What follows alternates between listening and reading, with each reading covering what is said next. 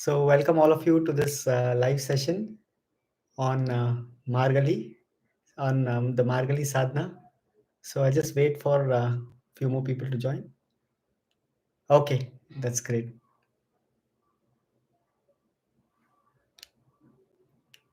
So, I just thought that, we have this Margali month coming up in a few days. It's going to start from December 17th up to Jan 14th. So I just thought that it would be nice to connect with all of you and share about the significance of this month and what are the ways in which you can make use of this month. And if you have any questions about the same, any clarifications, then we can look at that as well. So hope all of you are doing well. Yes, it's been a long time. It's been few months, since I did a live session. So it's nice to reconnect with all of you. Hope all of you are doing well. So we will get, while a few more people join, I just thought that we'll share about how things have been these uh, these last few years. Actually, for us, it's been now 7 years since we started Yogire, and this month, it completes 7 years. So I was just thinking about this, that how it's just feels, it doesn't feel like it's been 7 years, but that's how it has been. 2016 when I finished the training, and since then I've been teaching full time, and this year we just finished 7 years. So thanks to all of you for all of your support and encouragement, that we were able to come so far and finish 7 years of full time teaching with Yogire. And I just thought that this would be a good time to just take some time off and reflect on how things have been so far, what has worked well, what has not worked well, what are the things I need to change, what are the things which I need to work upon myself, and just see if I can reflect, and then see in which direction we should be steering going forward. So I thought that it's a good time to kind of take off some time. So this next 3 weeks, actually, I have planned to go to the Isha Yoga Center for the Margali Sadhana, which is happening over there. So I'm planning to go there and spend some time over there, and then after that, I might do some traveling. So next few months, I just thought I'll just spend some time, reflect, and then see how things go forward. And it is nice that we have an opportunity in these next few days to make best use of this time. And this time, Sadhguru has also mentioned that he will be there in the Isha Yoga Center throughout the Margali month. So this period, which is from December 17th this year to Jan 14th next year, and this period, almost a month, this is known as Margali in the Tamil language, I think, and in various other states you may refer it by different names. I think some places they call it as Dhanur Masam or Adimas, or there are different terms which they use to denote this particular time. So, what is the speciality of this particular month? What is the significance of this month? So we just thought, we'll discuss this. There's a question: is Margali Sadhana available online? Yes, it is available online. You can also do it. So those of you, who are able to travel to the ashram, so there is an opportunity for you to spend this month in the ashram. You can register for the same. There are various options available. You can spend 21 days or 14 days or 7 days or 5 days or 3 days, like that. There are various options available. So you can either choose to go to the ashram and spend this time, and Sadhguru will be there throughout the month, this whole month in the ashram. So you can also attend the darshans with Sadhguru, which will happen from December 17th onwards every Sunday. So December 17th, then December 24th, then December 31st, and Jan 7th. These are the four darshans Sadhguru mentioned that it will be open to the public. And I think they mentioned that December 24th and December 31st darshan will be telecasted on YouTube. It will be available for anyone to watch online. But the other two darshans, it won't be available online. So if you want to travel to the ashram and spend some time and do sadhana, that's a great way to do it. You can do that. You can look it up online. It's available. Or if you are not able to travel, and if you want to do it at your home and you want to make best use of this month, then in this live video caption, if you just go and see the caption, we have updated a link to the online Margali sadhana, and it will happen for this whole duration from December 17th to Jan 14th. Every day it will be from morning 5:30 to 7:15 a.m. Indian Standard Time. So for almost 1 hour 45 minutes every day, it will be guided sadhana.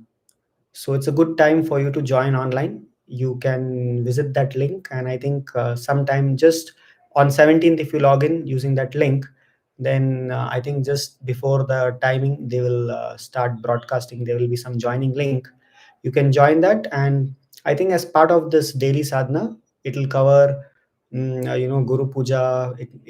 I think it will also cover doing Maha Mantra chanting, which is Am Namah Shivaya for 40 minutes.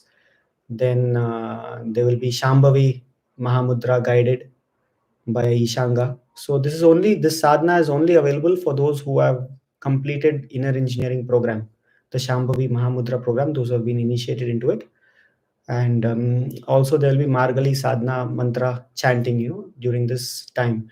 So those of you who have completed the inner engineering program and initiated into Shambhavi, you can make use of this online sadhana as well. You can log in and every day, and you can even do it online.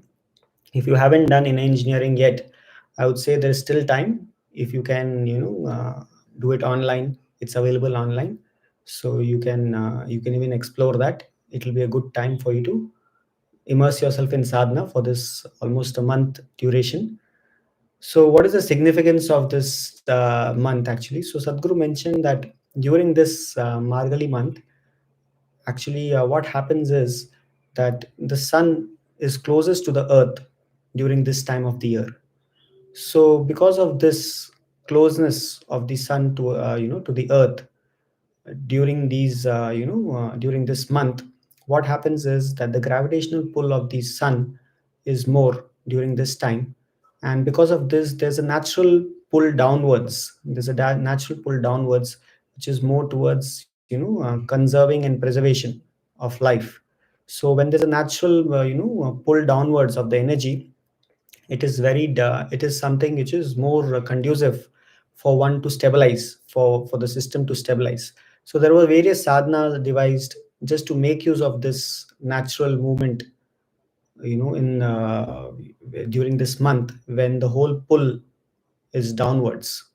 So this is generally because the movement or the pull is generally downwards during this month because of the strong gravitational pull. So generally, this time, Sadhguru mentioned, is not very conducive for anything to sprout, where it requires upward movement of energy. So you will see that generally the seeds don't sprout during this time. Sprouting season, this is not the time. This 1 month it doesn't sprout. Also, in terms of conception as well, traditionally it was considered that one should not conceive during the Margali month, and this is also a time when if you want to create a new life, it is not a conducive time to create a new life, to nurture or conceive a new life. So even grihasthas or householders, they generally practiced brahmacharya during this period, especially during this month. They practiced because it was not conducive for for something where you have to conceive. So it was not conducive. So generally during this time, these practices were held traditionally, because you would also know that a lot of people, they don't want to start something new or buy something or get into something which is important for them. For example, I think if someone wants to buy a property or get into a new business partnership or things like that, they generally don't do it during this month. They feel that it is not a auspicious time or something. They don't do that, because what happens is generally during this time, especially in the northern hemisphere, once winter sets in, there's the whole cycle is in such a way that naturally a person is kind of pulled down.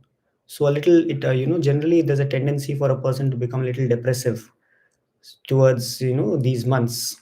So just to counter that, traditionally people devised various ways so that the system doesn't go down, because there's a natural tendency for the system to go down during these winter months, especially in the northern hemisphere. So just to see that the system doesn't go down and one can maintain the balance, so because of this they devised various ways. For example, the month of Diwali, the festival of Diwali also comes, Kartika Deepam. So all these festivals, the whole idea was that just to see how we can kind of use these external supports, either lighting lamp or whatever else, just to see that things light up within us a little more, during these months. Because generally there's a tendency which pulls you down, which makes you a little down, during these months. So how to kind of counter that? So even with this Margali month, the whole sadhana, there were various practices which were devised. See, generally what happens is when it's winter time, you don't feel like getting up in the morning. It's the most difficult, to kind of get up in the morning, in the early in the morning, because it's already very cold and you feel like, just snuggling up and not getting up, for normally what time you get up, you may feel like sleeping a little more because the system is not, very active and effervescent. Now, to counter that, this is the time when you shouldn't give in to these forces. So they devised various kinds of sadhanas. So one of the sadhana, which was, which is traditionally people didn't want to miss during Margali month, was about, making use of the Brahma Muhurtam and taking a dip in the pond or lake, during this time, Brahma Muhurtam time. So this, as you know, Brahma Muhurtam is is a very opportune time for someone to grow spiritually. If someone is wishing to grow on the path of spirituality and looking for something where they can grow the in a way which is very fast, and Brahma Muhurtam is the time during that time morning, approximately around 3:40 till sunrise. So during that time, what happens is there's certain assistance from nature because of the tilt in the sun's rays, especially up to 33 degrees latitude north or south of the equator. There's a certain tilt in the sun's rays, and during this time, what happens is certain changes happen in the system, which makes it much easier for you to look within and to transform yourself. So Sadhguru was mentioning, if someone wants to grow, rapidly on the spiritual path, then making use of the Brahma Muhurtam time, which is between around 3:40 till sunrise time, making use of this time for doing their spiritual sadhana is very conducive, especially for those people who have been initiated powerfully into some yogic practice. Like if you have been initiated into Shambhavi or Shakti Chalana Kriya or Samyama. So if you have gone through a powerful initiation, then Brahma Muhurtam time is very conducive for doing one's sadhana. So especially during Margali month, people didn't want to miss this Brahma Muhurtam time. And this is also a way of kind of not giving in, because generally the tendency is you won't want to get up, you want to sleep a little later, and wake up a little later to because it's quite cold, during this times in the northern hemisphere. So you want to kind of just to see that you don't give in to these natural tendencies. The idea was to wake up early, Brahma Muhurtam, and also take a cold water shower. So generally, at that point of time, people used to visit these temples, and every temple had a pond attached to it. So at that point of time, people used to go there, take a dip in the temple pond, and then visit the temple and then start their sadhanas. So that's how the tradition was during Margali, to wake up early, though your body is resisting, still make use of that time during Brahma Muhurtam time, and just to shake it off, to take a dip in the pond. And obviously, if you take a dip in the pond early morning at 3:40 or 4, you will see whatever whatever lethargy is there in the system, it will be just shaken off, so you'll suddenly be more alert and good, to start your sadhana like that. So this was one of the things which has been the tradition in Margali month. So this is something which you can try if those of you who wish to explore this. Even in the ashram, for those of you who are participating in the Margali sadhana over there, the Tirtha Kunds during this month especially. So out of these 365 days, only for these for this duration of time, the Margali month, that is the only time when in the ashram, the tirthakunds, the ponds, the temple ponds, they open up by 3:30 in the morning. At Brahma Muhurtam they open up. Otherwise, generally it opens up only at 7 a.m. in the morning, and it closes by 8 in the evening. But during this month, so that people want to make use of it, they can come and make use of it. They open it up early. So those of you who are going to the Isha Yoga Center, if you wish to make use of it, then the Tirtha Kunds will be open in the morning. And in the Margali month, a lot of people, they go to these Tirtha Kunds in the morning, take a dip, and it's freezing cold. It may be freezing cold, but it's just for a few moments. It's just for a few moments, that initial resistance which you feel. So you shouldn't think so much, when you are trying to do that. A lot of people, they'll they will just wait and think that what will happen when I touch the water. So this is something you should try once at least, and see how you feel. Because initially it may feel like as if it's the worst thing which could have happened to you is to take a cold water shower in the morning and during winter. But if you just try it out, it's just those initial few seconds which you feel. But if you just take a bath in the right way, like right now, pond may not be available for all of us. If you're going to the ashram, then it's a different thing. Then you have the tirtha kunds available. But otherwise, if you're at home, then if you want to take a shower, that is possible. Or the best way to take a bath is that, in the yogic way, we say you just take a bucket full of water, and the water can be slightly lower than the room temperature, maybe 6 to 8 degrees lower. It shouldn't be too cold. It's something about 6 to 8 degrees also if it's lower than the room temperature. Just take this bucket and lift it up and pour it on top of your head first. So it's just like it simulates a river water dip, where you just, it feels like as if your whole body is soaked in water at once. That's how you feel when you take a dip inside the river, right? So just to simulate that, you just take a bucket and just pour it on top of your head first, rather than taking a mug and then pouring on your body first and then head later. So that's not the right way to take a bath. Ideally, in yoga we say that if you want to take a bath, you should just take the bucket and pour it on top of your head first. And if you're not using a bucket, if you just want to use a shower, if it's forceful enough, then you can just let the shower fall on the head first.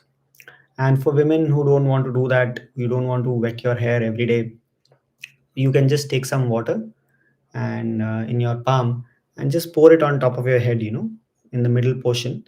So if you just start with that and then you continue with the rest of your bath, so that is something which can be done. And in the morning, since you don't want to spend much time taking a shower, it can be just a quick one. Just pour water and that's it. You're ready, and then you can start your sadhana. You can finish all your ablutions, you can empty your bowels, brush your teeth, take a bath, and then quickly start your sadhana.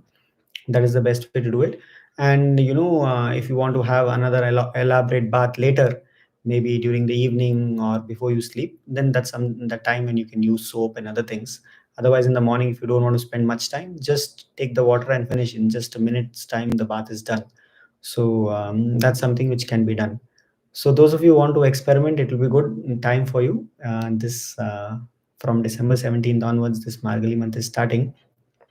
So maybe you keep it like a commitment that this month I will try this out for this almost a month's duration, and see how it goes for you.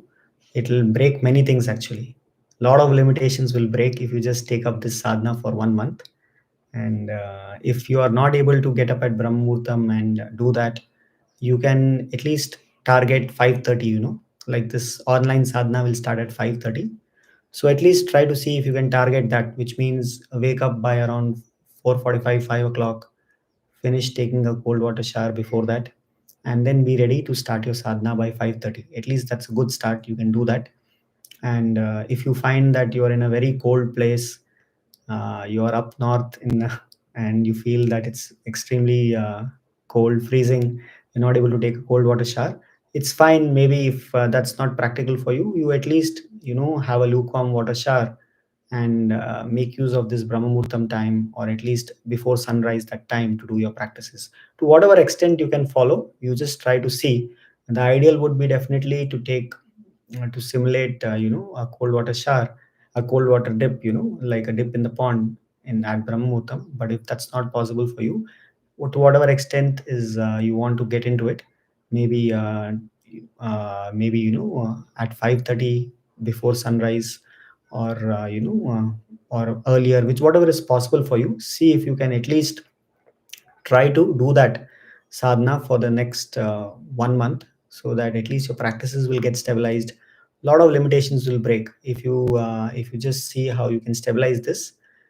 One thing is that if you wake up for 1 month like this every day, and wake up and take a bath and then start your sadhana, whatever sadhana you're doing, that will get stabilized. You will have more time for your practices. Right now you may be struggling with doing getting a time for your practices, but once you do it for about a month like this, that will get stabilized for sure, because you would have done this consistently for a long time. So that will get stabilized. You will see that if you start very early in the morning, let's say at Brahma Muhurtam, then by the time you finish your practices, still people might be sleeping at home, the rest. So you will have enough time, peaceful time, undisturbed time to finish your sadhana. Even if you have learned many practices, even if it takes 2 3 hours or more, you have enough time in the morning to finish your practices. And if you are waking up early in the morning and taking a shower, this itself will break so many limitations within you, because for a lot of people this is the most difficult thing to do in the world, to wake up and take a cold water shower. So that itself will break many limitations. The fear of cold water is one of the biggest fears, for people, apart from the fear of death, or stage fear. So this is also one of the biggest fears, the fear of cold water. So that fear will go, so many things will break. And if you are waking up early in the morning, then definitely you'll need to sleep earlier, because you can't sleep at 12 or 1 and then wake up early in the morning. So you'll have to sleep earlier. And if you have to sleep earlier, you'll have to have your dinner earlier, because between dinner and your sleep time, there should be at least 2 2.5 hours gap. So everything will get aligned, everything will get aligned, your lifestyle will get aligned. And once you see that your lifestyle is aligned, then you will see that your general sense of well-being and how you are throughout the day will suddenly change drastically, so for a lot of people, the biggest problem is, that our lifestyles are not aligned. So once our lifestyles get aligned, then, most of the problems will just simply disappear, because now we are able to wake up early, we are able to sleep early, we are able to have our meals on time, and we have enough time for our sadhana. So this itself fixes most of the issues. And rest, if you just apply the tools of inner engineering, you will see it can be easily worked at. But for a lot of people, the biggest struggle is just this: how to make sure that I'm able to sleep early, not get distracted, then wake up early, and make sure that I have my meals on time, not have late dinners. So all these things itself will keep you busy. So if you just make use of this time, this Margali month, and good that the support is also there online for people who are not able to go there. So if you just make use of this time, a lot of these things will just be worked out within you. And this, how do you kind of wake up? If those of you looking to wake up at Brahma Muhurtam, what are the things which you can do which will make it much easier for you? Let's look at that. So a few things which you can do which will make it much easier for you to wake up at Brahma Muhurtam. See, one thing is, you should see that whatever happens, you finish off your dinner latest by 7:30 in the night. By 7:30 your dinner should be done. So just plan your meal timings in such a way that you finish, don't have, dinner after 7. Just finish off your meals, latest by 7:30, so that you can, go to bed by 9:30. Ideally by 9:30 you should be lying down. And initially, for the first few days, you may find it very difficult, because you're not used to sleeping so early. So you feel that, your body is wanting more action right now. This is the time when your day begins, actually. So initially it may be difficult for you to get sleep. So it may take a few days for the body to adjust to this cycle. But it's worth giving it a try, because once the body gets used to it after a few days, then you will see waking up and sleeping at this time, the body will get used to that cycle. The body is very flexible in that way, the body and mind are very flexible in that way. The way you train it for a few days, then it'll just get used to that. So you would have noticed this. Let's say you just go to the ashram for a few days for a program. Suddenly your body will get tuned to a different cycle, sleep and wake up cycle. You may have been doing the same old, waking up and sleeping for years, but just for those few days when you went to the ashram, suddenly everything changed. And now, if you just continue that, the body just follows. So it's very easy to turn around the body and mind. It's just that it needs a few days, and then it just stabilizes. So when the first few days may be difficult, you will see that you may not be getting sleep when you're lying down. So ignore it. Even if you're not getting sleep, it's fine. Just see that you don't get into any activity. Just because you're not getting sleep, you should not pick up your mobile and start browsing again, because anyway I'm not getting sleep, so let me make use of it. So that should not happen. So what you can do is few things which will be supportive for you. Is one thing is, at least an hour before you go to sleep, if let's say if you go to sleep by 9:30, by around 8:30 or so, just see if you can keep off all electronic devices away. So if it's your phone, or if it's your laptop, or whatever electronic devices you're using, just see if you can switch it off or you can keep it away from your access. And also in your room, maybe you can just dim the lights, because nowadays we are exposed to a lot of bright light. So maybe you can just dim the lights, use something dimmer if it's needed. Just try to adjust the outside conditions in such a way that your body feels like as if it's you know nighttime. It's time to rest, because now we have so much light around us that even at 11:30 or 12 in the night, we don't feel like as if it's time to sleep, because there's so much light around us. So ideally, if you lived in nature, as soon as the sun sets, your body would feel like as if it's time to go to bed, because the light is gone, and there's nothing much you can do anywhere around you, because there's no light, there's no natural sunlight.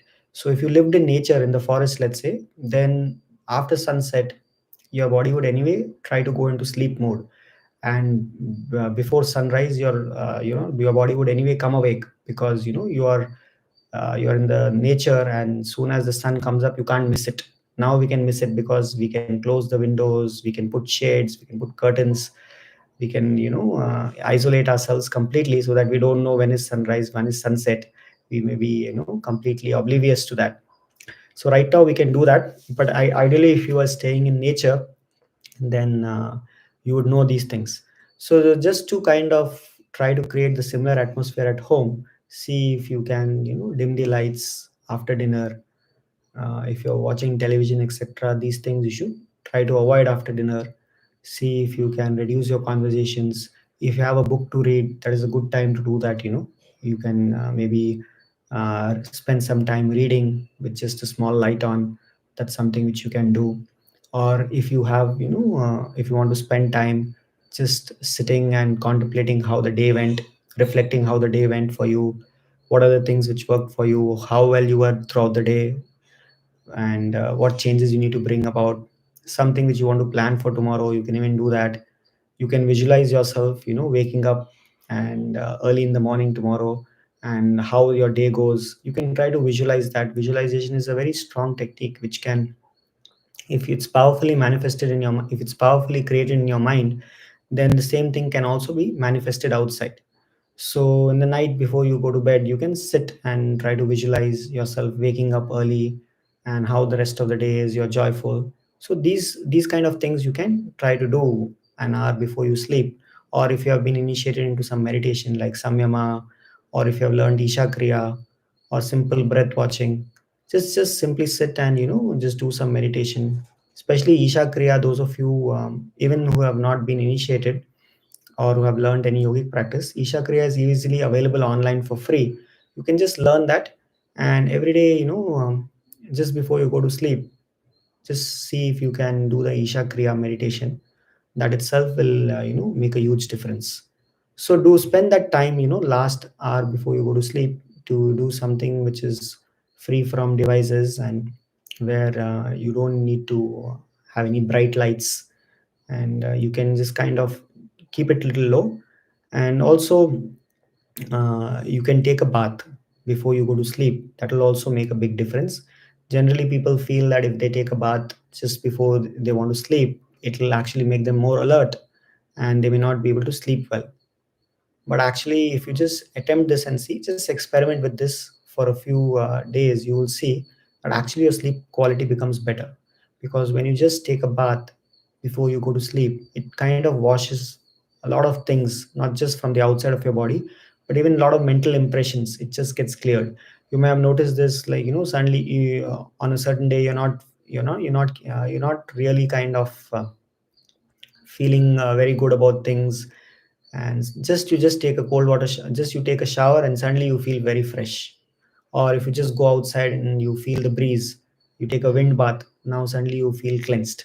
So a lot more happens when you take a bath. Not, it just doesn't clean the surface of the body, but many other things as well happen. So generally in yoga we say that you should at least take a bath twice a day, minimum twice a day. Morning and evening is great.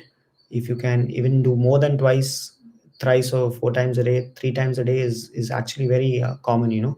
So you can take once in the morning when you wake up, then in the evening sometime, before you have your dinner or before you begin your evening sadhana, some meditation, then you can take a bath that time, and then before you sleep. So it doesn't have to be an elaborate bath. As I said, one of them can be an elaborate bath with soap, etc. But the other two, can be a quick one where it hardly takes a minute. Just pour some water from top of your head and you're done. So that is something you can do. So these are the things if you try out in the night. Just see if you can wind up by around 9:30. Then you will see waking up automatically before becomes a reality in your life. It will happen that automatically your eyes will open around Brahma Muhurtam time, especially if you're doing some sadhana like Shambhavi or Shakti or Yogasanas or any Hatha Yoga practice. You will see that there's a certain awareness, intelligence in the body that when the certain shift happens around Brahma Muhurtam, around 3:20 to 3:40, between that time, there's a certain shift which happens, and the system comes awake on its own. So if you just assist it by doing the right things, by having your dinner early, by sleeping early, by cutting off the electronic devices and seeing if you can give an indication to your body that it's time to kind of rest. And also if you support it by doing some meditation before you go to sleep, taking a shower before you sleep. If cold water shower is not possible, at least a lukewarm shower in the night. If these things you do, you will see it will be very easy for the system to get into this mode. Also, the dinner, whatever dinner you're having, try to see if you can chew each morsel, whatever you're having, at least 24 times. That will ensure that the food, whatever you consume, it doesn't create any heaviness in your system. Generally, what happens is more than what we eat, what determines how energetic we are is the way we eat. So if you are used to eating very quickly, within 10, 15 minutes, 10 minutes or so, you finish your meal, that means you're hardly chewing your food. You're just gulping it down. So if that is the case, then just try to see that whatever morsels of food which you're consuming, just take one morsel, let it complete fully before you take the next one. So just take one at a time and try to chew each morsel at least 24 times, so that almost 50% of the digestion will be over in the mouth region itself, and you won't feel lethargy after you have the food. So especially in the dinner time, if you try this, you will notice this will be a huge support for you to get up early. Because generally when we have cooked food and we don't chew it properly, after some time we fall sleepy. We kind of feel very sleepy because the system creates it, actually it gives more work to the system to digest the food, and because of that the system has to work to digest the food, and a lot of energy goes in that. So it sucks away energy from the system, and then you feel a little dull. A lot of people after having a meal, they feel like they want to go to sleep, because of this dullness. So one of the reasons for this is because of the kind of food which you're eating, and also because of the way you're eating. You are maybe not chewing it well. So one thing is, if you chew the food properly, if you chew each morsel at least 24 times, you'll notice that even after you have your meal, you won't feel lethargy or you know, any feeling where you feel like, as if you want to lie down. That sleepy kind of feeling, you won't be there when you chew your food thoroughly. Also, if you have enough raw food in your diet, that will also make a big difference. You may have noticed this, that if you have only fruits or if you have only raw food, how much ever you eat, you'll never feel that lethargic feeling after having meals. Have you noticed that?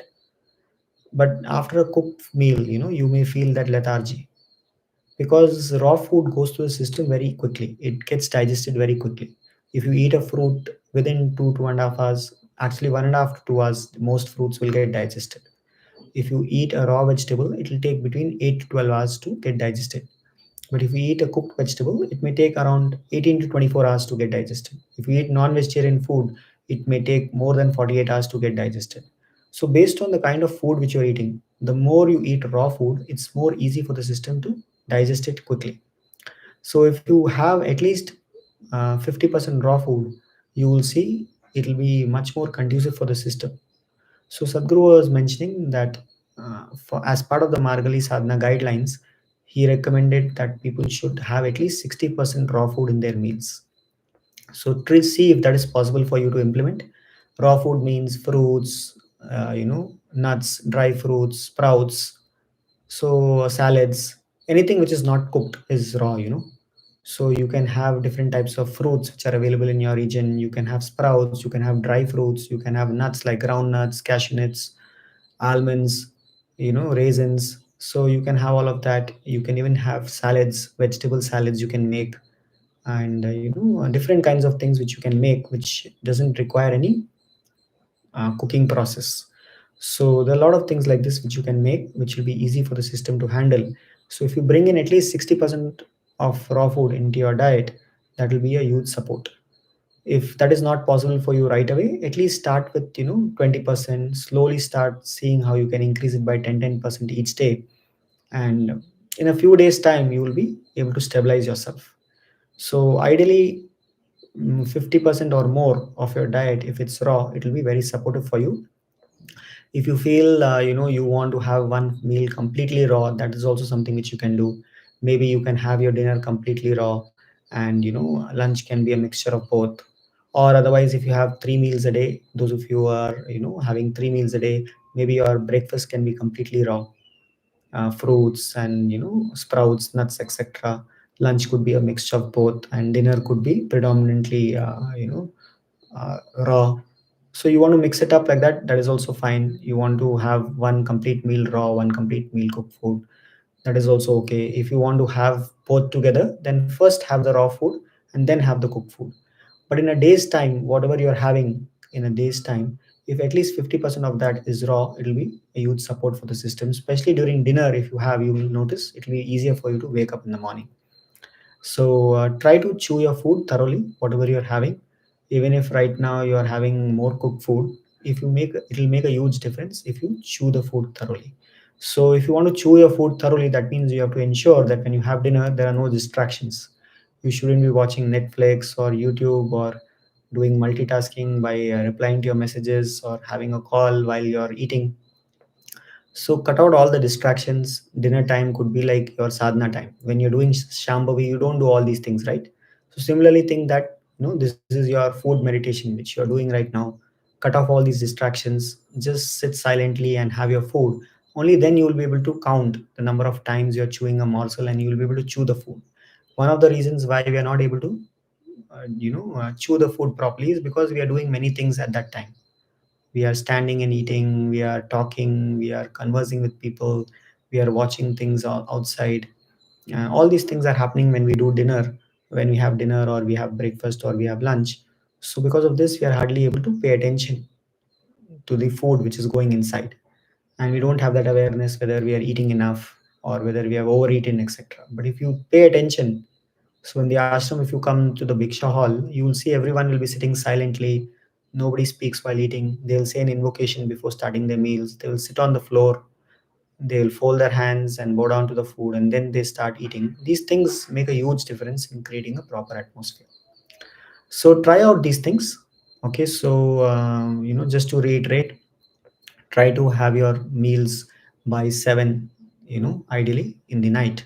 On a certain day, if you are very late, let's say you are working in night shifts, or you come late from office, then you should try to make arrangements that you can have an early dinner in your office itself.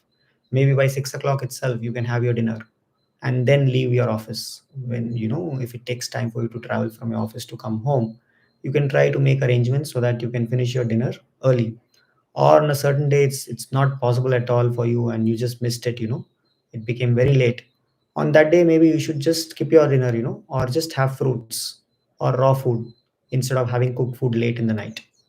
This itself will make a huge difference. So if you are committed, you will see, you will find ways to kind of work around it.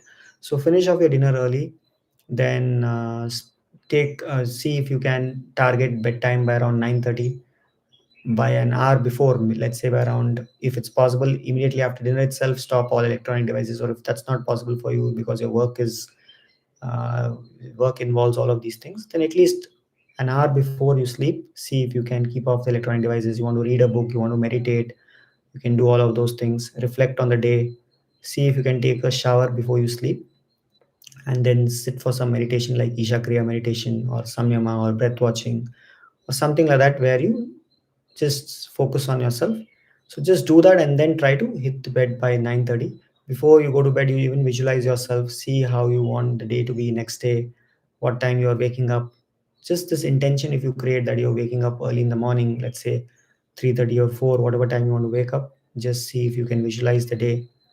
You will see it'll make a huge difference. So if these things, if you try to implement, then everything around your schedule will change. You will have enough time for your practices in the morning.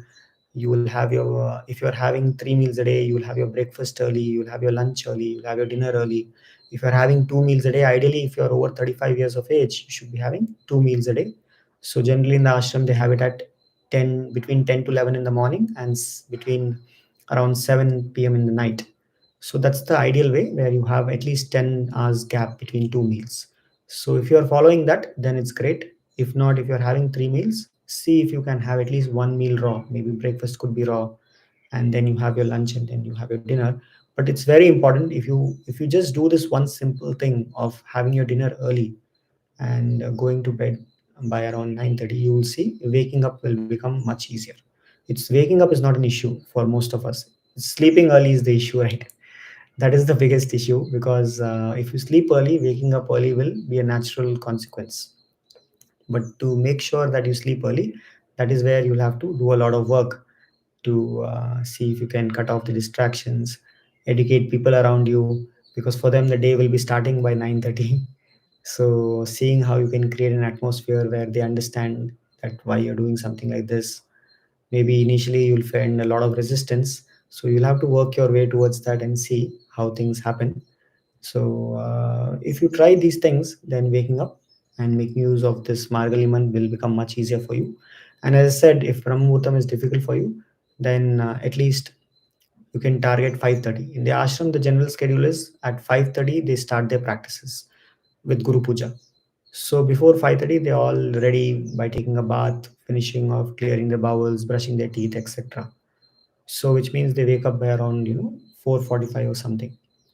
So that's the general time. Some of them may even wake up at Brahma Muhurtam and get ready much earlier. But otherwise, the latest they are up by that time and they're ready to start by 5:30. And then between 5:30 to 9 o'clock, they have their practice time. Then they have brunch around 10 o'clock, and then they have a snack in the afternoon, maybe a juice or a soup or a glass of buttermilk, some or a fruit, something like that in the afternoon. Those who need, if they're feeling really hungry. And then in the night they have dinner by around 7 o'clock, and then bedtime by around 9:30. So that's the general schedule. So if you can align yourselves, if you those of you can travel and go to the ashram, it's the best way. You can kind of get tuned to that lifestyle. If not possible, you have this support system, online sadhana. Make use of that to align your lifestyle, and that could be a great support. So apart from this, waking up at Brahma Muhurtam, making use of the cold water showers, another thing which generally people used to do is they'll switch roles during Margali months, which means men will do what generally women do, and women will do the vice versa.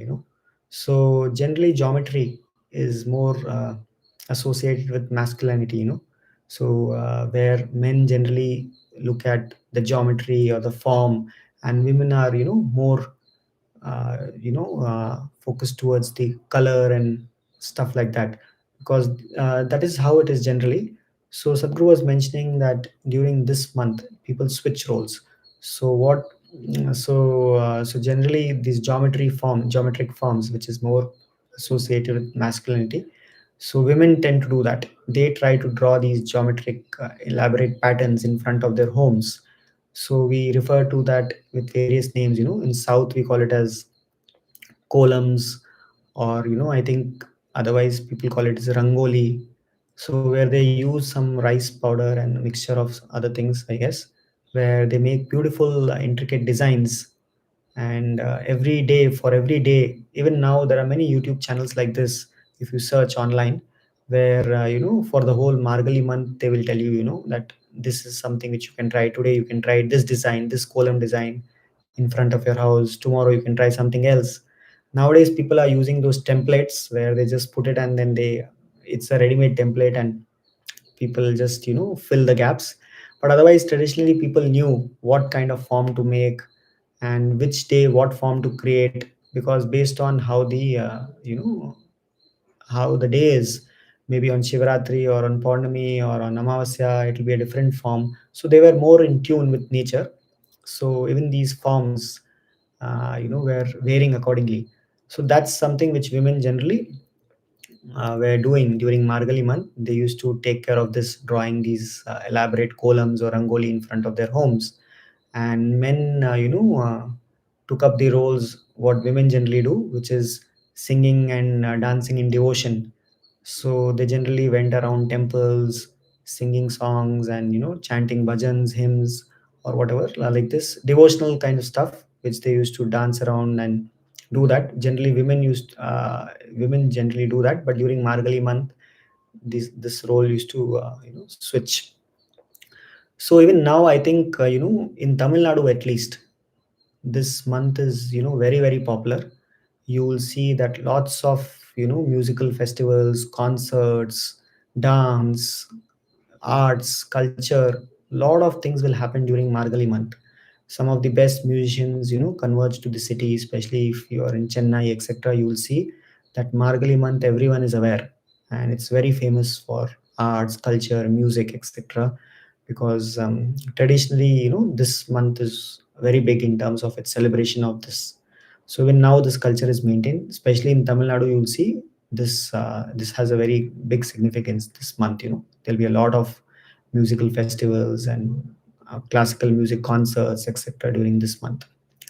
So yeah, so this is generally this was how people generally made use of this month. So we may not, even if we are not able to do any dance or sing songs or whatever else in devotion, but it could be something which you can try out, doing things which are outside your comfort zone. Maybe if this is something like music or arts, these are things which may not be comfortable initially for men. For a lot of people, they may try to explore those aspects more. And for women, otherwise, whatever they feel they are not generally very comfortable with, it could be good to kind of break those resistances within.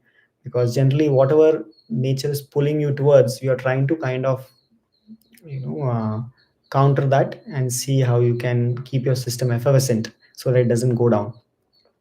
Of course, lighting lamps, etc. in the morning. As soon as you wake up in the morning, you can clear your bowels, take a bath, and then apply vibhuti and light a lamp. An oil lamp is very significant. If you can create an atmosphere at home and do your sadhana around that oil lamp, if you have an oil lamp, especially if you use some sesame oil or groundnut oil or ghee, anything which is using a cotton wick and some organic oil, if you use that and light a lamp, it creates a certain aura or energy around that space. It makes a big difference when you do your sadhana. So that is something which you can do, and it'll make a huge difference. So this is a month in which you have all the support systems. And this is for the first time Sadhguru is mentioning that he'll be there for the full month. And they have also made this available online for people who want to make use of it. So try to see how you can make use of it. Yes. Any questions? Now we can look at some questions if you have any questions. regarding whatever we spoke about. Anything else you wanted to know about how to make use of this month, Margali Sadhana?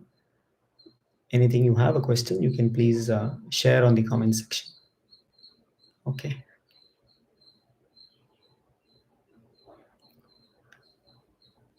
Okay, can you talk about being in silence? So, yeah, being in silence will be a great support. So, as part of the Margali Sadhana, actually, in the ashram, those of you going to the ashram, it's recommended, like Sadhguru has mentioned, that if you're in the ashram, to try to take silence from night till morning. So, basically, from I think 9 p.m. in the night till 11 a.m. in the morning, participants are suggested to be in silence. So, so the idea is that when you say being in silence, so there are certain rules, when if you have to be in silence in the ashram, you are not supposed to use any electronic devices or like laptops, mobiles, phones. So you're not supposed to use any of these electronic devices. You're not supposed to talk to anyone. You should not even look at someone, direct eye contact. Just be by yourself. See if you can avoid any communication whatsoever in written form or spoken form or visual form. So no watching videos, no reading books, nothing. Just be by yourself. If you're doing some yogic practice, meditation, you want to sit with your eyes closed, just watch your breath. It's fine. So it's good if you can even try to do that at home, at least in the night time. So if you just do that, let's say after your dinner time, or let's say from 9 p.m., from 9 p.m. till at least the time which, maybe till your time you finish your practices. So let's say 9 p.m. to 9 a.m. at least, minimum, 12 hours. If you can do that, you will see you won't get distracted. You will be able to go to bed early because you don't have any devices after 9 p.m. So you, anyway, automatically you have nothing else to do. You will hit the bed, and you can't read, you can't speak to anyone, you can't have any conversations. So automatically you will tend to just go to bed. And in the morning you will wake up early. Now again, you don't have anything to get distracted, no phone to get lost with the messages which you missed or on social media. So again, you have enough time in the morning. You can do your sadhana, and you have time till 9 o'clock. So you can easily finish all the sadhana, and you can even go for a stroll, get some sunlight on your on your body. So that's very good. If you early morning sunlight is great actually, because generally right now we're not exposed much to these five elements. If you spend enough time in nature, then anyway we would be having enough exposure. But now, because of this lack of exposure to these elements, a lot of us, we are having deficiencies and so many other related ailments. So if you just take a stroll in the morning, finish your practices, then once sun comes up, you can take a stroll, get some fresh air and sunlight. That's something which you can do. And by 9, you would have done with your practices. You might, have finished all your sadhana. You would have had a good night's sleep. You would have seen, how to rejuvenate yourself well. And then you can break your silence and get into activity, your breakfast or brunch or whatever else. So you can try to see that. If you want to try this at home, just try to see what time can work for you, where you can be in silence from night till morning. That is one of the simplest ways to kind of get yourself in a focus mode, where you can sleep early, wake up early, do your sadhana before you get caught up with anything else. You will see, if you just keep this silence period every day, this itself will be a huge experience. And generally in the ashram, because there's more support, people also go into 24 hours silence. They go into silence for even days, 3 days, 5 days, 7 days, like this. They have various options to go into silence. So just a period of silence where you don't engage with the outside world, actually it supports you to look within yourself. Because generally what happens is, when we are engaged with so many things on the outside, when our external senses are stimulated with so many things on the outside, we generally tend to ignore what's happening within us. We are not able to focus on that aspect at all, because we are caught up with whatever is happening on the outside. Because you're constantly having messages coming on your phone, you're answering calls, and you're reading, you're conversing. So when you take up silence, right, what happens is, when all these distractions are cut off, then you kind of initially you feel completely lost, because you feel, oh, what else, what is there to do in life? There's nothing to do, it's you're just simply sitting and not doing anything. So it kind of bothers you very much initially, because you feel like, you're wasting time actually. You feel you're not doing anything. But once that realization hits you, that that you're just not able to be like this, that you was so compulsive that always we have to do something or the other, then you'll really understand that what needs to be worked on the system, that is the biggest problem. That right now, if we remove all these things from outside, suddenly we feel lost. We feel that we are completely lost, we don't know what to do with ourselves. But if you can be in that state and still be balanced, still be in a state where you can be blissful, that means now when you take up these external activities or devices, now you will be in a much better state to handle that. It won't be like a compulsive thing for you. But if without them you feel like completely lost, that means this is something which you need to work upon yourself, isn't it? So silence is a good period to come to that reflection, to come to that, to experiment with this and see that how your life is, how you behave when all these things are kind of cut off. And for a lot of people, you will see that that silence period, if they just try to go into it, it becomes one of the main times when they really notice what's happening within themselves. Otherwise, they're hardly able to notice. Once you're able to notice what's happening within you, then you will understand that the problem was not with your job, with your family, with friends, with relatives. It was, the problem was with us, because now we always tend to blame things on the outside or people on the outside. We think that, oh, if I didn't have this job, even I would sit with my eyes closed and be blissed out. Or I would also be tension free, I would be carefree if I didn't have all these people at home and this job and other stuff. But now if you break off all those things and you take off a few days in silence and without all these things, no friends, no relatives, no one to disturb you, no phones to see, no work to do, now you will feel that actually still life is difficult, because you're completely lost, you're still not able to be joyful. Then you'll realize that the biggest problem is that it's not about them on the outside. Even if they are right now just as supports which you can conveniently blame, but actually the problem was within us. So that realization will come very quickly, when you take up silence.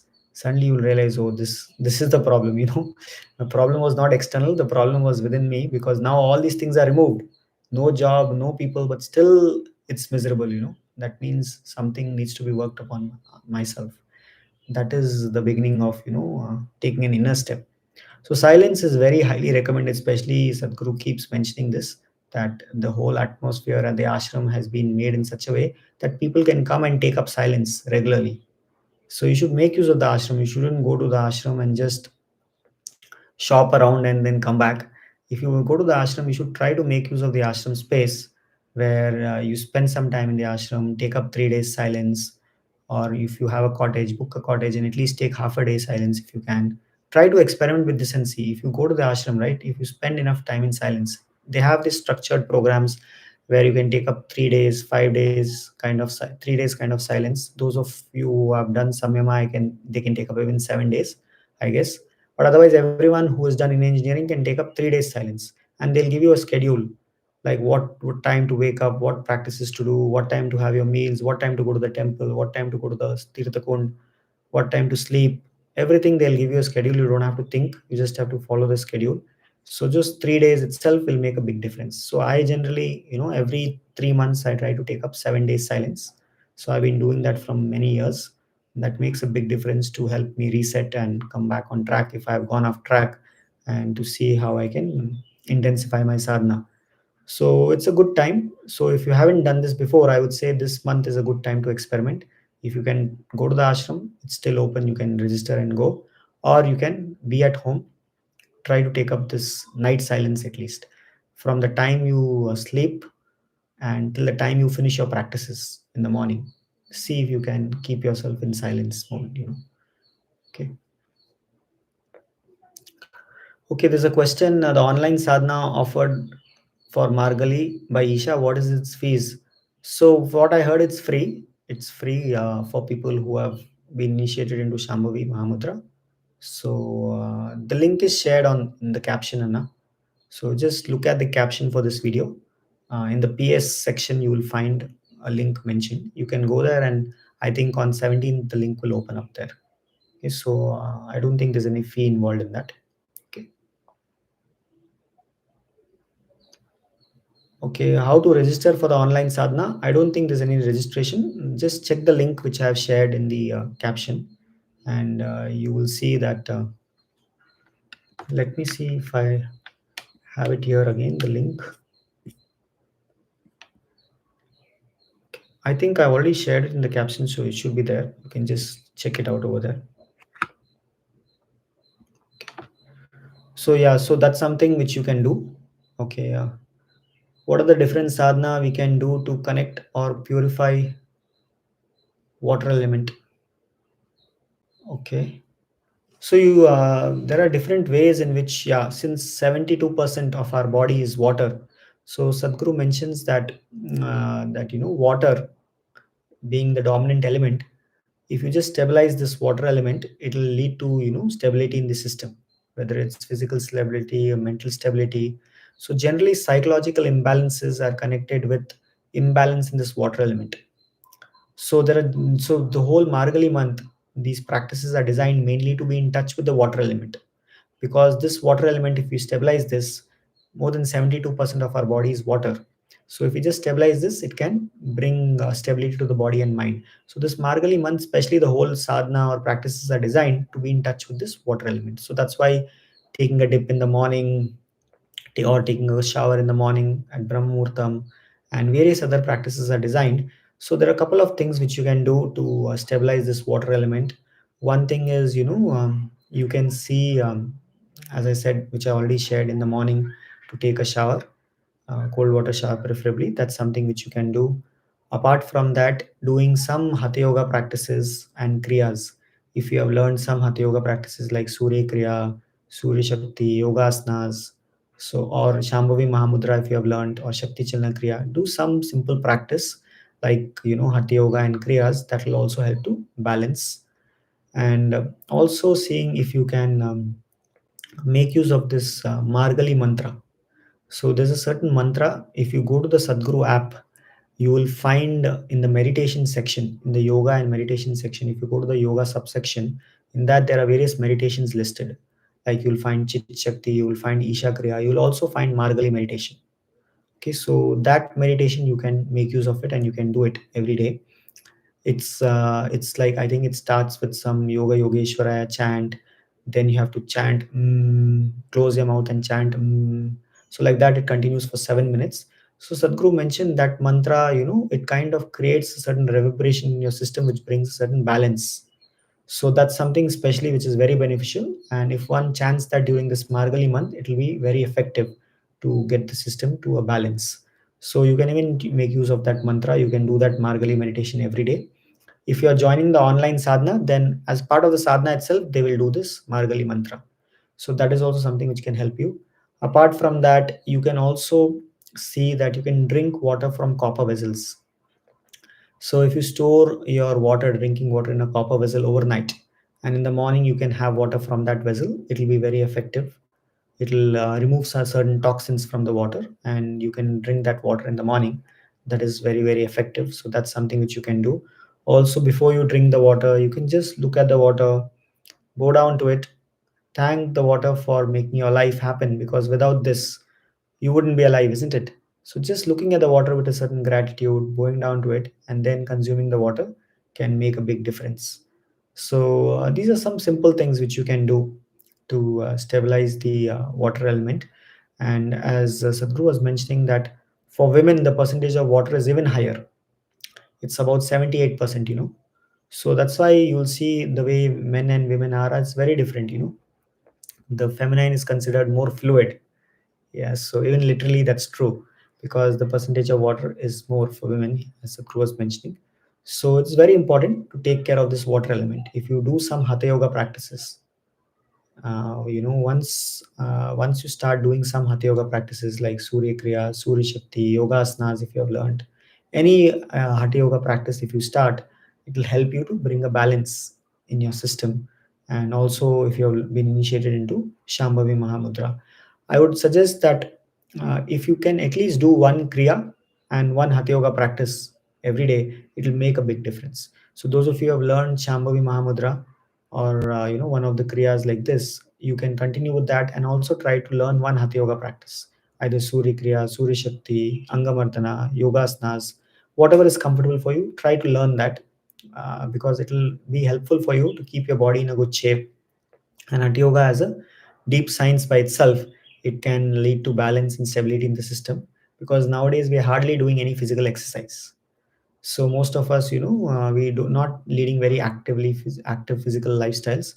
So it's very important to work your system in a scientific way, where you're at least bending forwards, bending backwards, bending sideways, twisting your body. So Hatha Yoga, classical Hatha Yoga, is a scientific and proper way to do that. So every day if you do some Hatha Yoga practice and one kriya, it will make a big difference. At least this much if you do, it will make a big difference. Okay. Should we do the practices like Surya Kriya Shambhavi twice in a day? Yes, you can do. There's no harm. At least once a day you can do. During Margali, if you want, you can even intensify your sadhana and do it twice a day. That's perfectly fine. You can even do that. Since this month, it's very conducive to bring your system to a certain stability, especially those of you who feel that you have psychological imbalances, you are not able to be stable physically or mentally. Then please see if how you can intensify your sadhana during this month. You can do all these things we suggested. You can try to do your practices twice a day, and it will make a big difference. So that's something which you can do. Should we warm the water from copper vessel? Yes, you can warm the water if you want. You can ideally, if you drink water which is close to the body temperature, which is approximately 36 degrees centigrade, then it's best for the system, because there's no heat loss when you consume water which is close to the body temperature. Otherwise, the system has to first heat the water to bring it to body temperature, and there's a loss of energy. So ideally, we in yoga we say we should always drink hot, or warm water. That's the best thing to do. So if you want to heat the water, you can do that. Don't boil it, just heat it lightly so that it becomes drinkable temperature. You can drink it. That's fine. You can do that. What is the Maha mantra chanting for 40 minutes? So the Maha mantra chanting is Am Namah Shivaya. So Am Namah Shivaya is called as the Maha mantra. So they will be playing an audio, I guess, and you'll be just repeating after Sadhguru, Am Namah Shivaya, in a certain way. So that Maha mantra Sadhguru was mentioning, it will be very conducive to chant that, especially during Margali month. Generally, in the ashram, they chant it as part of their sadhana every 20 minutes at Sandhya Kala. In the morning Sandhya Kala, they chant it, which is between, I think, 5:40 to 6 o'clock, they chant this mantra. But during Margali, he asked people to increase it to 40 minutes.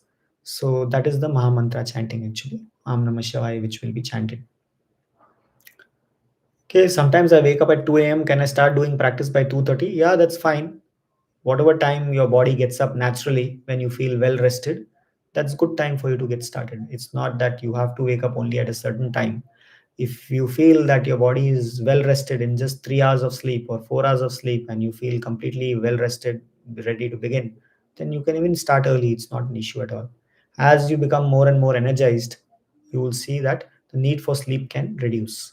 One of the reasons for excess sleep could be either excess food or excess thought.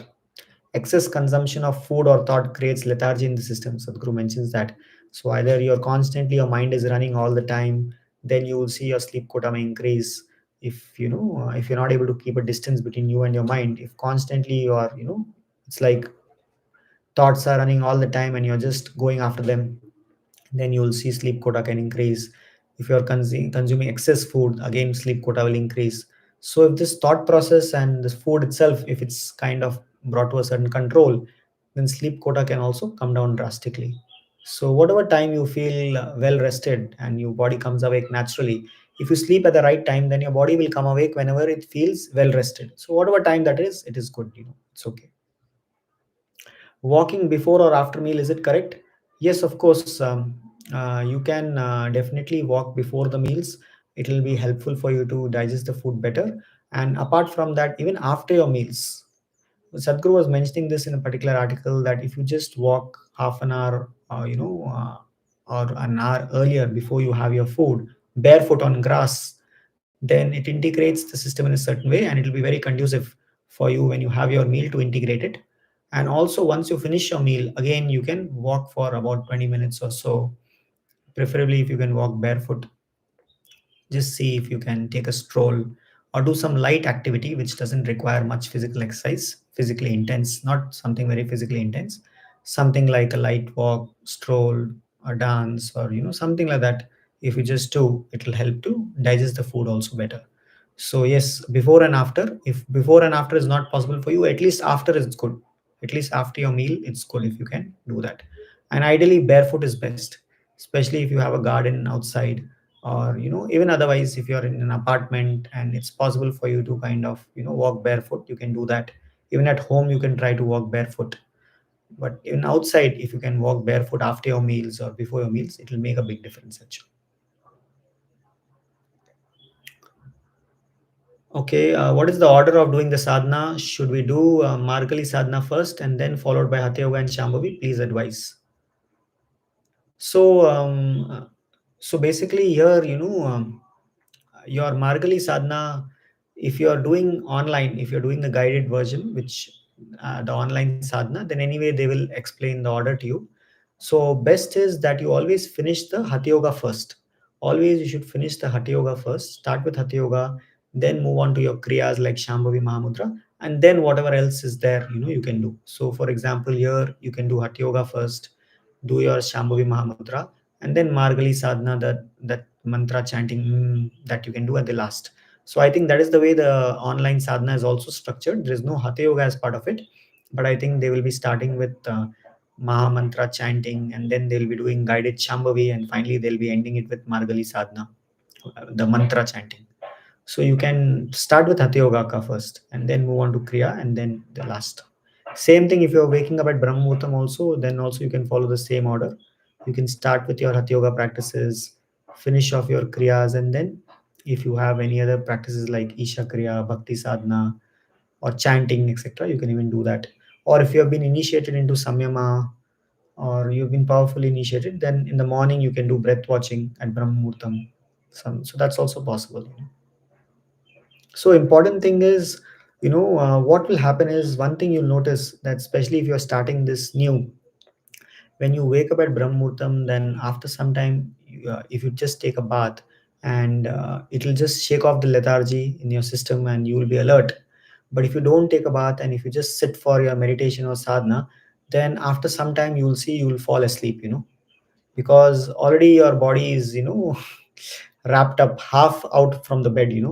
You may have just you may have just removed the sheets and just sitting up on your bed, and then after 15-20 minutes your mind starts saying, okay, that's it, my meditation is done for Brahma Muhurtam, now let me go back to sleep, and then again you'll just roll back and sleep. So to avoid that, a few things which you can do. One thing is, as soon as you wake up at Brahmutam or whatever time you wake up, don't start off your sadhana immediately, because many people are like that, that the moment they start their sadhana, they will be awake for 15-20 minutes, and after that their body will take over, body and mind will take over, and then they'll go back to sleep. So you can start by going to the restroom, finishing off your bath, etc. That will actually help you, just to give signals to your mind and body that it is fully time to come awake, not just for a small duration of time where you just woke up and you slept again. So that will help you. Apart from that, first few days, if you find that after half an hour, 45 minutes, you just feel like you're just going back to sleep, and it's very difficult for you to contain, then what you can do is, initially if you feel that closing your eyes you're falling asleep, then maybe for the first few days you can try to do some activity during that time. Even after taking a bath, if you feel that if you just close your eyes very early in the morning, you feel like going to sleep, then you can do some activity. Maybe you read a book, watch some videos, Sadhguru's videos, or you can do some exercise. You can do some jogging or whatever, some exercises at home, you can do that. Or you can do your other activity which you normally do in the day. At least try to give enough signals to your body that it is time to come awake, not to sleep. You will see, if you get into some activity, right, then you'll need involvement, you'll need to be focused, and whatever makes you a little more focused, you can pick up that. first few days just get used to it, because what happens is that whatever you do for the first few days, right, suddenly the body will just follow that same pattern again and again. So let's say today you woke up at Brahma Muhurtam, and after half an hour you did meditation for half an hour, you just sat, watched your breath. After half an hour you just felt like going to sleep and you slept off. Now you woke up after 2 3 hours again, and then again you restarted your sadhana, you took a bath, etc. Now what will happen is tomorrow when you wake up, again your body will just go through the same schedule, it's like unconsciously it just goes through the same thing. You do that for 2 3 days, and then from fourth day onwards you will say, now my biggest problem is how to stay awake. The moment I wake up, it's, I wake up for some time and then my body is, wants to sleep. So that will become, the pattern. Now if you just change this in the first few days itself, if you take enough steps to see that you don't go to sleep after you wake up, so you keep yourself busy, you keep yourself engaged, and you stay awake, you don't go to sleep. That way you will see that in the night also you will fall asleep easily. Otherwise you would have slept off in the morning or in the afternoon, then in the night you can't sleep early. One of the reasons why people can't sleep early is because they have rested early in the morning, or in the afternoon they would have taken few hours rest, so they don't feel like sleeping. So if you do that for first few days, you keep yourself awake, then suddenly after 2 3 days that will become the norm for your system. It won't feel like going to bed.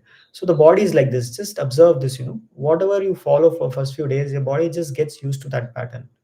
So try to keep yourself doing something where you don't fall back, otherwise your sleep pattern will change in such a way that maybe from 3:30 to 4 you will be awake, and then from 4 to whatever time you normally get up you will be again sleeping. So that may not be much helpful. The idea was to get your system tuned in such a way that when you wake up you're just awake and you can carry on all your activities, and go about the rest of the day.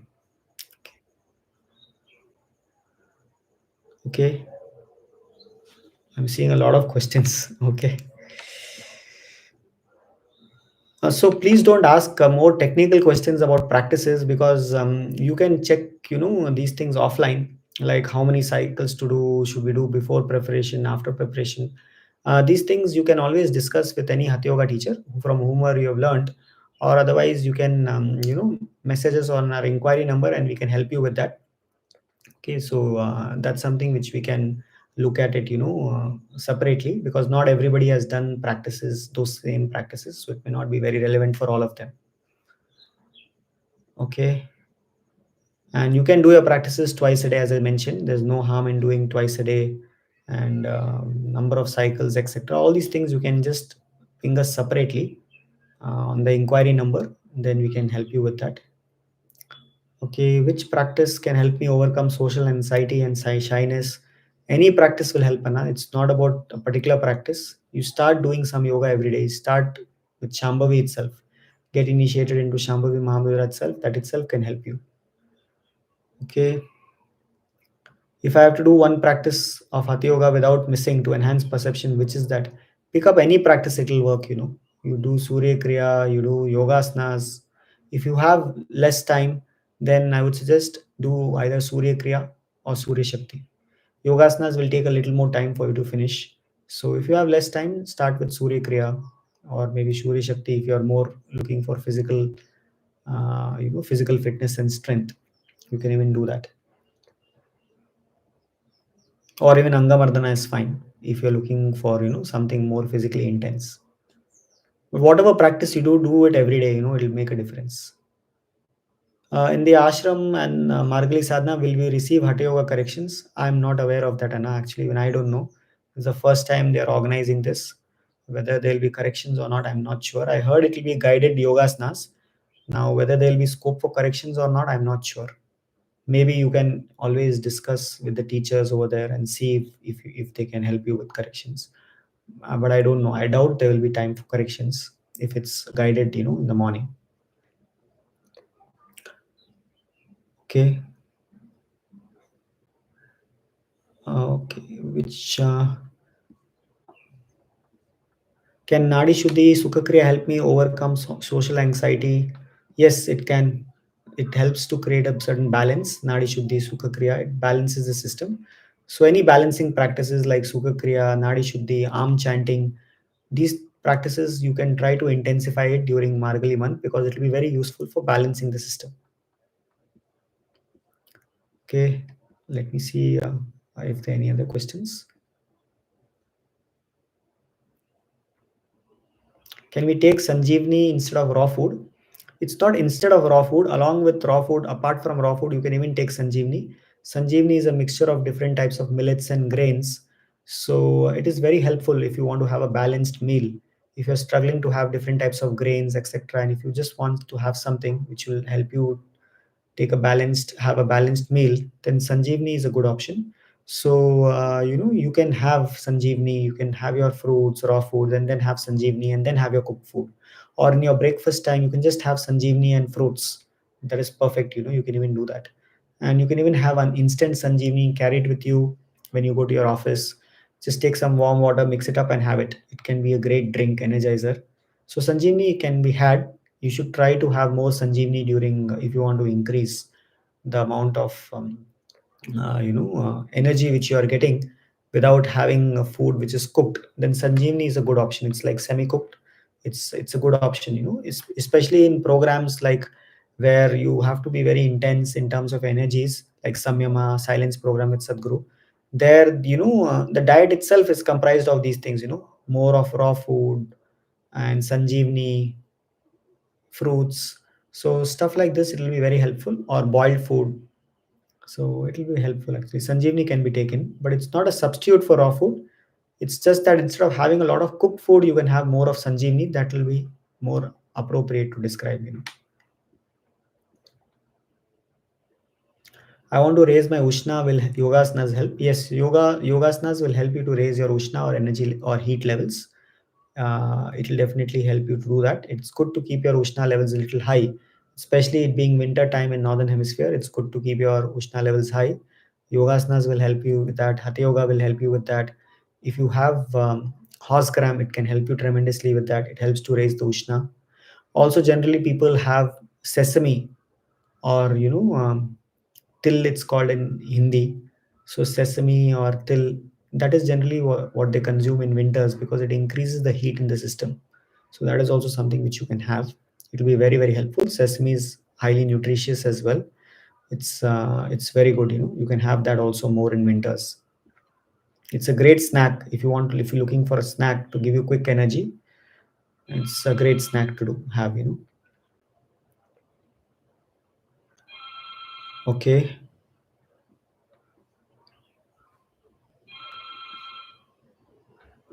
Okay. So I think I've covered most of the questions which have come. If you have any other questions, please post it. Okay, is it okay to drink ashgourd juice with black pepper before Hatha Yoga? No, no, definitely not. It is not something which should be consumed before Hatha Yoga. It should be consumed after your practices, because it affects the empty stomach condition. So whenever you do Hatha Yoga, you should be in empty stomach condition. You should not have anything to drink like juice, etc. You should have only water if you want. After you finish your practices, you can have ashgourd juice. If you want to add some pepper, it will reduce the heat, the cooling nature of ashgourd. So especially if you have colds, or if you tend to catch cold easily, or if it's winter time and you don't want to catch a cold easily, then you can add some black pepper or honey to the ashgourd juice and then drink it. Ashgourd juice is very good for the system to cleanse the body, and also to as a instant energizer. It's very, very good for your system. Okay. For the corrections of Hatha Yoga, can we go to Hatha Yoga teacher even when there is no program going on? Yes, of course. You can find a teacher closest to you and just schedule an appointment with them where they can, do a one-to-one correction for you. So you can always discuss with teachers who are nearest to you and see if they can help you with your corrections. It's good that at least once in 6 months or at least once in a year, you get your practices checked with a Hatha Yoga teacher, because we may tend to make some mistakes which will decrease the efficiency of whatever we are doing. So if you do the practices right, especially Hatha Yoga, it's a very precise science in terms of how to hold a particular asana. So it's good that you get yourself checked every year, at least minimum once, so that you can ensure that you get maximum benefits from whatever you're doing already. What is the significance of Yoga Yogeshwaraya chant? Sadhguru mentioned that a chant creates a certain chemistry within the system. So certain chants are designed to create a certain stillness in the system, and so various chants, it creates a distance between you and your mind, between you and your body, if you just chant it properly. I guess whether it's the Yoga Yogeshwaraya chant or many other chants like Nirvana Shatakam, etc., they're designed for that purpose. That it increases the ushna in the system. It kind of helps to create a distance between you and your body and you and your mind, and it helps to create a certain chemistry within the system. So Nada Yoga is another path by itself. Just by uttering the right sounds, just by chanting in the right way, you can change the chemistry of your system. So there are various techniques in yoga, where you can bring about a change in your system. You can do yogasanas, you can do meditation, you can do chanting. So these are all various ways in which you can bring about a certain change in the system, which will raise the level of your consciousness.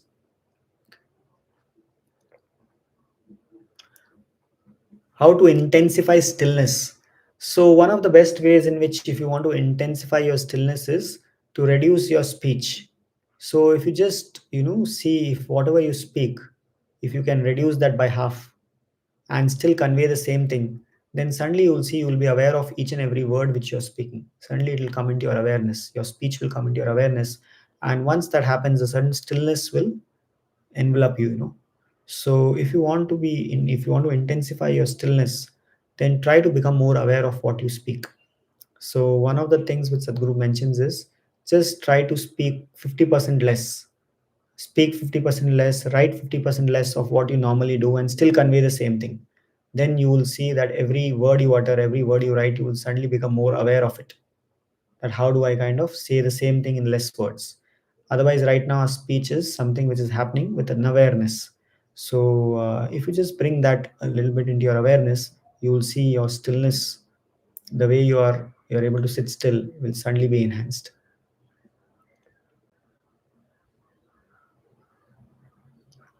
Will there be accommodation for us at the center to participate during this time? Yes, of course. If you register for the Margali Sadhana in the ashram, there is accommodation included as part of it. So there are various categories available. You can select dorm accommodation, you can select cottage accommodation, you can select 3 days, 5 days, 7 days. A lot of it has already been closed or filled up because this sadhana has been open from more than a month, I guess. So whatever is available, you can check online and see what options are available, and how you can register for that. Okay, I guess it should be there in the US ashram also. Just like how I think this option is available in the Bangalore ashram as well, the Chikbalapur one, the Coimbatore ashram, Isha ashram, and also the Tennessee ashram in the US. So you, wherever you are closest, you can check with them and see what kind of accommodation is available, etc. Okay, so I hope it's clear for you how you can make use of this next 1 month from December 17th onwards. So we have around 3 days time. Use these 3 days time as a warm up. Try to get used to it. Just experiment with it from tomorrow and see. Today itself, try to see if you can have an early dinner, and see that by the time it's 17th, your body has already is adjusted already to it. So next few days, just experiment and see, so that from 17th you can just fall in sync effortlessly. So try to implement whatever we looked at today, and see how you can make best use of this sadhana. Either you can come to the ashram, or you can be at home and participate, or those of you from abroad, and if you are in a different time zone, you can even do it in your local time zone. That's perfectly fine. You can just start from 5:30 or Brahma Muhurtam at your time. So whatever is possible for you from your end, you can even do that. Even if you are not able to do the guided sadhana because it's in Indian Standard Time at that point of time, you can maybe just do it on your own, because anyway the schedule is given. Like what happens, you can do the same thing on your own. That's perfectly fine. You can even do that because Shambhavi, anyway, it's there on the app. You can use the guided one. You can do Margali Sadhana meditation. It's also there on Satguru app, and Maha mantra chanting, that once you attend a particular session, you'll know how to do that. So you can even do it on your own, even those of you from other time zones. So you can make use of it. And I guess this there's enough support available for you to make use of this month. And there'll be Sadhguru satsangs as well. I think two of them will be telecasted online, so you can catch them on YouTube on 24th and 31st is what I heard. December 24th and 31st, it will be telecasted. So you can even do that. And since we are going to be ending this year and the new year is, approaching 2024, this is also a good time for us to kind of set aside patterns which are not good for us, things which are which you want to change. So look at the things which you want to change. What has gone right for you this year? What has not gone right for you this year? What do you want to change? How do you want to be? So spend enough time reflecting on that as well, so that this coming year you can can upgrade yourself and make a better version of yourself. So this sadhana, use it like a you use it like a stepping stone for you, because if you just start off with this in December, after a few days it will set the right atmosphere within you. And then as you are close to the year end, you can even spend some time, reflect, and see how you want to become the next year, and try to take steps accordingly. So generally we don't tend spend much time to reflect on how things have gone with us, and that is the reason why things just go on the same way. So we need to pause and just spend some time and reflect and see how things have gone, and then how you want to take it forward. That is the time when you will really get a lot of insights in terms of what's working, what's not working. Do you really want to do whatever you're doing? If not, is there something else which you prefer to do? All these insights can come if you just pause for a moment and just see. So this is a good time to even do that. So as I was sharing in the beginning of this live, that it's been 7 years since we have been teaching. So when I still look back and I see, I feel there's so much more I could have done uh, compared to what I have done so far. If there was a little more intensity and focus. So in spite of whatever we have done, I still feel there's a lot more to change and improve. So when I want to spend some time off and see how things have gone for us, what has worked, what has not worked, what needs to change. And when I feel that I'm having a fresh perspective on things and seeing how to take things in a new light, that is the time when I want to begin again. So I just want to take a break for some time before uh, you know uh, we can start again. And whatever we start, it will be something after reflection and seeing what direction we want to go. So this is a good time, this is a good logical time, since it's nearing the year end, for all of us to kind of take that space, take off some time. And if it's possible for you to generally a lot of companies in December, they are like in vacation mode.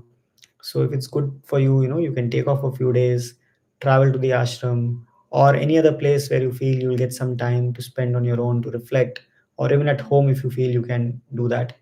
Wherever it is, it's good to spend some time, reflect, and give yourself this time where at least you evaluate yourself and see how you want to move forward. That's a good way to begin the new year as well. Okay. So I'll close here. So thank you so much for joining this particular live session. I hope it was useful for all of you to just know about what you can do in these next 30 days to make use of this Margali sadhana, and also to see how you can intensify your sadhana. There are a lot more other things which will come up once you finish this Margali sadhana. Then we'll be entering close to Mahashivratri. So Mahashivratri is on March 8th. So from December to March, there'll be a lot of sadhana which will be there. For example, there'll be Shivanga sadhana, which is for men, for about 42 days leading up to Mahashivratri, where you can join that. There is Bhairavi sadhana, which you can do to enhance the grace of Linga Bhairavi in your life. So that is something which will be there. There will be Mahashivratri sadhana leading up to Mahashivratri. So there are various things, because we have crossed this phase, and now we are in that phase where it is considered as that this is the time when you can reap benefits from your sadhana. So this is the time when a lot of things, if you do it right, Sadhguru says that it can you can definitely get the benefit of it. So especially before Mahashivratri, all these things, whether it is Bhairavi sadhana or Shivanga sadhana or Mahashivratri sadhana or this Margali sadhana, all these things will actually help you to make best use of this time, because it's a very powerful time up till Mahashivratri, where naturally the system is in such a way that if you do the right sadhana, you can benefit from it. So once you finish the Margali month, then Sankranti happens, and Sankranti, it's a dawn of another beginning, and things start changing in the planet rapidly after that. So you have so many festivals after that, and this everything changes around that time, and so different sadhana which is devised around that time to make use of it. So whatever it is, please see in the next few months, you can stay tuned. And if you wish to stay in touch with us, get updates about different activities, about events in the ashram, about daily yogic updates, even our program updates, Ekadashi reminders, Amavasya, Paurnami, all these significant days spiritually. If you want to stay updated, you can join us, on Telegram or on WhatsApp or on social media. Any of these things you can join. So the links to join our Telegram broadcast group and WhatsApp broadcast group are there in the caption of this video. So you can join them using that link if you wish to stay updated. Or otherwise, if you are following us on Instagram or Facebook, then if you're checking the page daily, then most of the posts we are also posting there. But if you join our broadcast group on Telegram and WhatsApp, you will get more information like events in the ashram, Ekadashi reminders, Amavasya, Paurnami, Shivratri, etc.